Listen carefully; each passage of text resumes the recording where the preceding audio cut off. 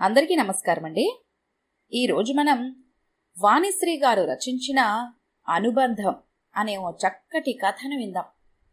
ఇక కథలోకి వెళ్దాం. తెనాలి బస్టాండ్లో గంటసేపు కూర్చున్నాక వచ్చింది చిలుమూరు వెళ్లే ఎర్ర బస్సు.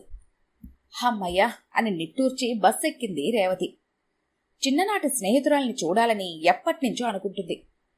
గుంటూరులో భర్త తాలూకు బంధువుల పెళ్లికి హాజరై మర్నాడు తెనాలి బయలుదేరింది. సుచిత్ర పెళ్లికి కూడా తను వెళ్లలేకపోయింది. ఇప్పటికే నాకు కలవాలని గట్టిగా అనుకున్నది. రాకపోకలుంటేనే కదా స్నేహమైన బంధుత్వమైన కొనసాగేది అనేది నాయనమ్మ. చిలుమూరు వెళ్ళాక సుచిత్ర ఇల్లు కనుక్కోవడం ఏమంత కష్టం కాలేదు. బ్యాంక్ మేనేజర్ గారి ఇల్లెక్కడా అని అడగంగానే ఒక పెద్దాయన వెంట పెట్టుకుని తీసుకెళ్లాడు. పెద్ద పెంకుటిల్లు, పాతదే గాని ఎత్తైన అరుగులున్న వరండాతో బావుంది. చుట్టూ తాటాకుల దడి, దానిమీద పాకి విరబూసిన బఠానీ పూలతీగలతో ఆకర్షణీయంగా కనిపించింది. గేటు చప్పుడు కాగానే సుచిత్ర ఇంట్లోంచి బయటకొచ్చింది. రేవతిని చూసి ఆమె ముఖం మతాబులా వెలిగిపోయింది. పరిగెత్తుకొచ్చే చేతులోని బ్యాగ్ అందుకుంది. ఇంతసేపున్నావేంటి? తెనాలి రాగానే ఫోన్ చేశావుగా అని అడిగింది. మీ ఊరు బస్సు కోసం గంట వెయిటింగు అని నవ్వింది. సుచిత్ర రేవతిని ఇంట్లోకి తీసుకెళ్ళింది. అవును, ఇల్లెలా కనిపెట్టావు? బస్సు దిగగానే ఫోన్ చేస్తే నేనే వచ్చేదానిగా అన్నది సుచిత్ర. నోట్లో నాలుక ఉపయోగిస్తే చాలదా? పల్లెటూళ్ళలో ఇల్లు కనిపెట్టడం కష్టమా? ప్రతిదానికి ఫోన్ చేయడం ఏంటి నాన్సెన్స్ అన్నది రేవతి. సెల్ ఫోన్ వచ్చాక సౌలభ్యం అదేగా మరి. నీ మొహం, సెల్ ఫోన్ కూడా ఇడియట్ బాక్సే. మనుషుల మధ్య సంబంధాలు పాడైపోతున్నాయి. ఇది వరకు రైలు ఎక్కినా బస్ ఎక్కినా ఎదురు సీట్ల వాళ్ళు పక్క సీట్ల వాళ్ళు పలకరించేవాళ్ళు. ఏ ఊరు వెళ్తున్నావమ్మా? ఏం చేస్తున్నావు? ఎక్కడుంటావు? మీ నాన్నగారెవరు అని అడిగేవాళ్ళు. అప్పట్లో విసుగనిపించినా ఇప్పుడు తలుచుకుంటే ఎంతో ఆనందంగా ఉంటుంది. ఈ సెల్ ఫోన్ వచ్చాక ఏముంది? అంతా గందరగోళం. రకరకాల రింగుటోన్లు మోగుతుంటాయి. ఏ మాటలో ఏమో గంటల తరబడి మాట్లాడుకుంటూ ఉంటారు. ప్రయాణం అంటేనే తలనొప్పిగా ఉంది. ఒక రకంగా చెప్పాలంటే మానవ సంబంధాలు తెగిపోతున్నాయి. అబ్బా, ఎంత లెక్చర్ దంచావే! ఫోన్ చేయకూడదా అన్నందుకు?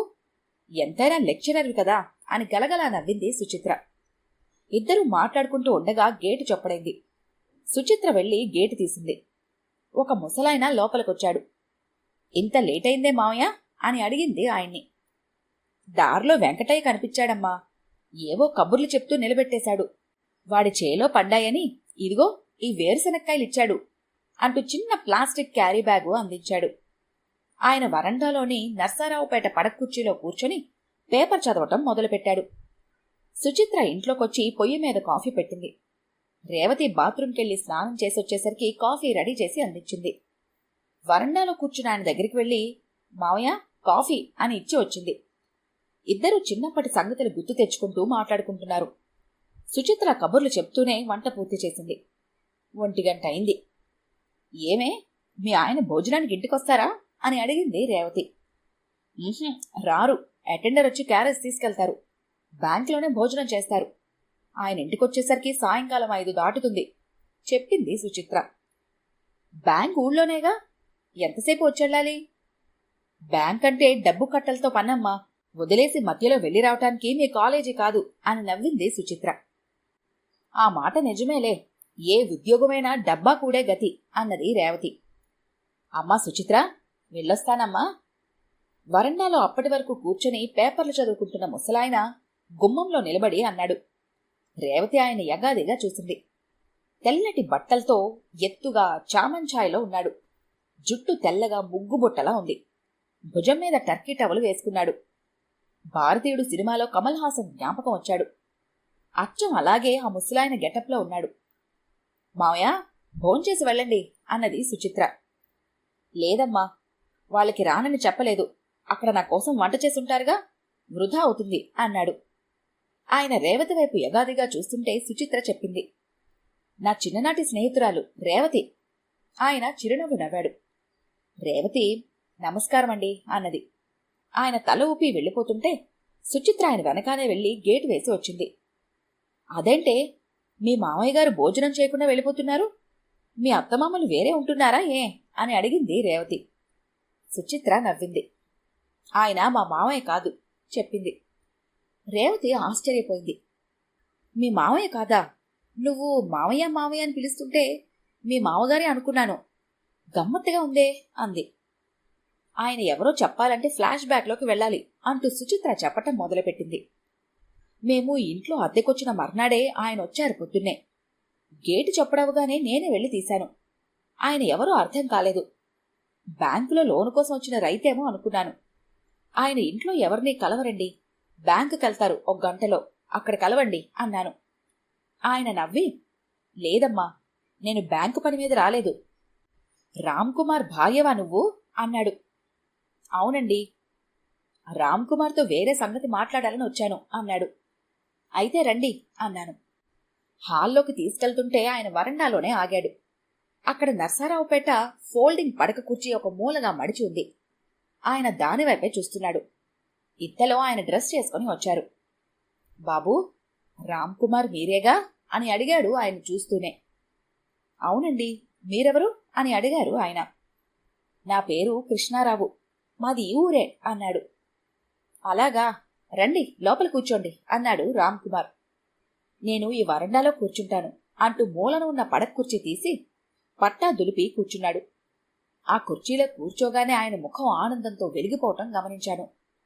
రామ్కుమార్ లోపల నుంచి ఒక ప్లాస్టిక్ కుర్చీ తీసుకొచ్చి ఆయన ఎదురుగా దాని మీద కూర్చున్నాడు. చెప్పండి కృష్ణారావు గారు అన్నాడు. ఈ ఇల్లు నాదే బాబు అన్నాడు కృష్ణారావు. మీదా? మరి సుబ్బరామయ్య నాదే అని అద్దెకిచ్చాడే ఆశ్చర్యపోతూ అన్నాడు రామ్కుమార్. ఈ ఇల్లు నాదనేది ఒకప్పుడు. నేనే సుబ్బరామయ్యకి అమ్మాను. ఓ అలాగా. అవును బాబు, పరిస్థితులు అలా వచ్చాయి. నాకు ఒక్కడే కొడుకు సత్యనారాయణ. హైదరాబాద్లో సెక్రటేరియట్లో ఉద్యోగం చేస్తున్నాడు. నా భార్య ఉన్నంతకాలం బాగానే గడిచింది. ఆమె పోయాక మా వాడు నన్ను హైదరాబాద్ వచ్చేయమని పోరసాగాడు. ఈ ఇల్లు అమ్మేసి బ్యాంక్ లోన్ తీసుకొని అక్కడ ఒక ఫ్లాట్ కొనుక్కుంటాను అన్నాడు. వాడు చెప్పింది న్యాయమే. అక్కడ ఎన్నాళ్ళు అద్దెంట్లో ఉంటాడు? పోనీ ఏ తనాలికో గుంటూరుకు ట్రాన్స్ఫర్ కావాలంటే కుదరదు. మంత్రుల కాళ్ళు గడ్డాలు పట్టుకుని డబ్బు ఖర్చు పెడితే కుదురుతుందేమో. 40 ఏళ్ల క్రితం మా నాన్న ఇల్లిచ్చాడు. ఆయన పోయాక పూరిల్లు పడేసి పెంకుటిల్లు కట్టించాను. నా జీవితమంతా ఇంట్లోనే గడిచింది. ఈ ఇల్లు కదలాలంటే ప్రాణం ఒప్పలేదు. కొడుకు వ్యవసాయం చేయడని తెలిసాక పొలం అమ్మేశాను. ఆ డబ్బు బ్యాంకులో వేసుకుని వడ్డీతో కాలం గడుపుతున్నాను.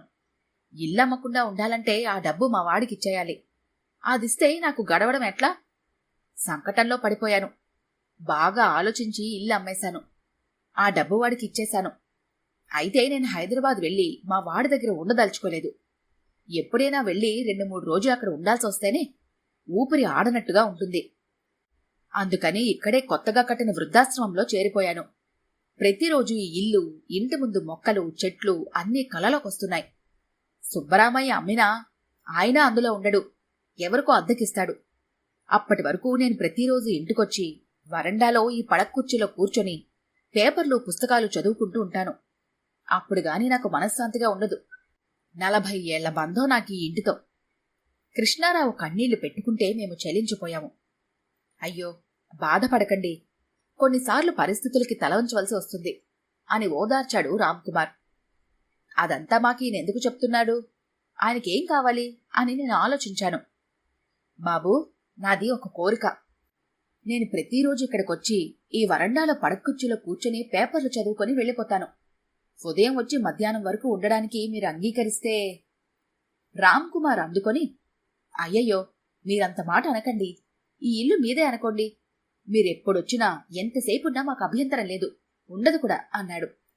అప్పట్నుంచి కృష్ణారావు ఉదయం వస్తాడు. ఆయన కోసం రామ్కుమార్ 3 దినపత్రికలు తెప్పిస్తున్నాడు.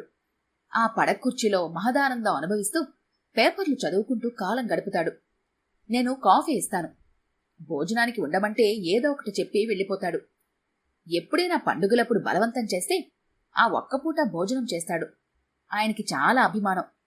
ఆయన మాలోనే కొడుకు కోడల్ని చూసుకుంటాడు. రామ్కుమార్ ఆయన్ని బాబాయ్ అని పిలుస్తాడు. నేను మావయ్య అని పిలవటం అలవాటు చేసుకున్నాను అని చెప్పటం ముగించింది సుచిత్ర. అయ్యో పాపం అనుకుంది రేవతి. 40 ఏళ్ల క్రితం స్వహస్తాలతో కట్టుకున్న ఇంటిపై ఆయనకున్న అనుబంధం ఎంతో విలువైనది. ఇల్లు అమ్మేసినా, పడక్కుర్చీలో కూర్చున్నంతసేపు అది తనదే అనే ఊహాలోకంలో విహరిస్తూ మనశ్శాంతిగా జీవిస్తున్నాడు. చాలామంది వృద్ధుల కంటే అదృష్టవంతుడే అనుకుంది రేవతి. ఈ కథ కనుక మీకు నచ్చినట్లయితే లైక్ చేయండి, షేర్ చేయండి. మరిన్ని ఇంట్రెస్టింగ్ కథల కోసం మా ఛానల్ని తప్పకుండా సబ్స్క్రైబ్ చేసుకోండి.